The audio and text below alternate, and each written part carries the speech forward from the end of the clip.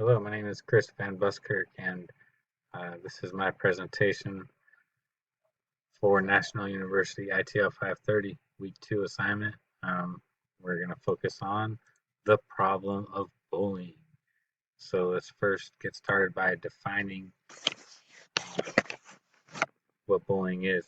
It's a direct, aggressive, or indirect passive action taken by a student or group of students meant to target for the purpose of causing harm and or social isolation of another student or group of students. Now, there are several categories of bullying. There's pack bullying, involving numerous people. Individual bullying is just one-on-one. Physical bullying, emotional bullying, face-to-face bullying, and cyber bullying. So let's take a moment and dive deeper into each one of those categories. First, let's talk about pack bullying. It's most prominent in high schools. It's a longer lasting type of bullying that's more regular. It can be either physical or emotional. It occurs both in person and in cyberspace. It occurs in schoolyards, halls, sports fields, gymnasiums, buses, and classrooms. Individual bullying is one-on-one. It can be either in person or cyber. It's either physical or emotional. It's most prevalent in elementary schools and it can occur in smaller, more confined spaces such as a bathroom, but also as well as schoolyards, halls, sports fields, gymnasiums, buses, and classrooms.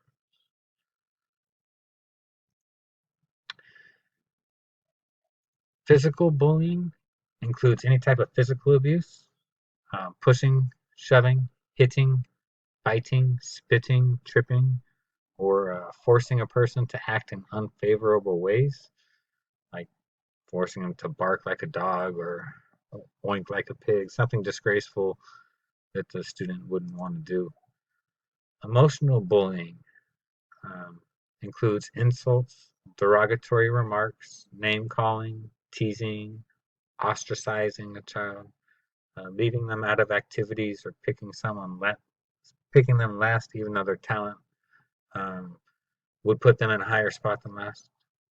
Misplacing or losing a person's belongings, and emotional bullying can take place in person or um, in the cyber world as well. Let's talk about the targets really quick. There's a lot of homophobic bullying that goes on, and the disabled have always been a target.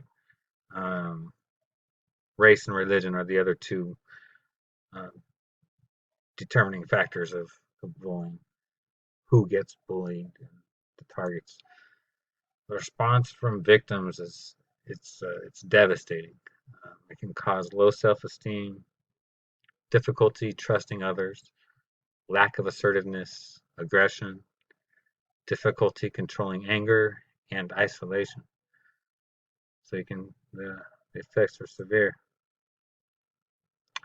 So let's try and talk about some ways that we can prevent bullying. First is to have policies in place that will prevent it.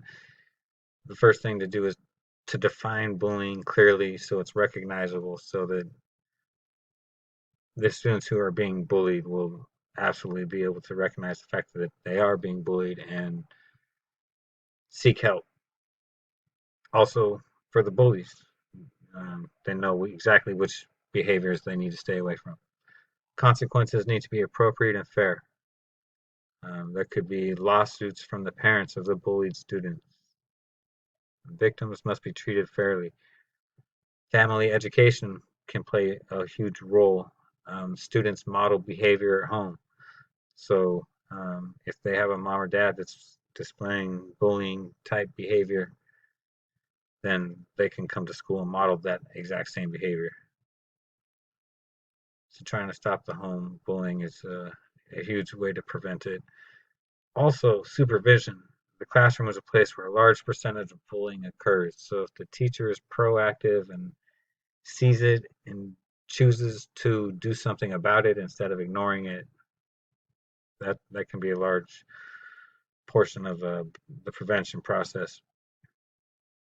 We also need to teach assertiveness to the targets And lastly, encourage reporting, and that's going to be based on the amount of trust that the students have with the teachers, and that's why it's so important that we build a strong rapport with our students, and we show them that we care about them, so that they will feel comfortable enough to discuss something that is a very, very difficult topic for many of them to discuss. So hopefully this has been educational, and we can help solve this terrible problem of bullying. Thank you very much.